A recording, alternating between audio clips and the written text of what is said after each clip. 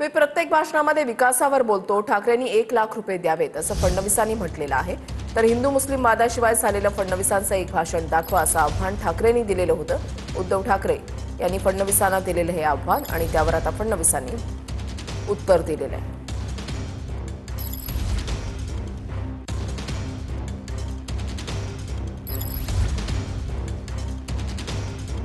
मग माझं आव्हान आहे की देवेंद्र फडणवीसांपासून मोदींपर्यंत त्यांचं निवडणुकीतलं एक भाषण असं दाखवा जे हिंदू मुस्लिम वादाशिवाय झालेलं आहे. मंगळसूत्र चोरीपासून बरोबर आहे, कटेंगे तो बटेंगे फटेंगे, आता फटेंगे झाली त्यांची. आणि मी 1,00,000 रुपये सगळ्या हिंदू मुस्लिम ख्रिश्चन सिख ईसाई सगळ्यांकडनं गोळा करून 1,00,000 रुपये देतो. मात्र आजच सांगितलं जाते हिंदू मुस्लिम तरुण आहेत ते तुम्ही मतं मागताय, त्यामुळे हिंदू मुस्लिम तरुण जर तुम्ही जर दाखवलं तर पक्ष चालू देतो. ते लगेच त्यांना मला 1,00,000 रुपये पाठवा, कारण माझ्या प्रत्येक भाषणामध्ये विकासच बोलतो मी.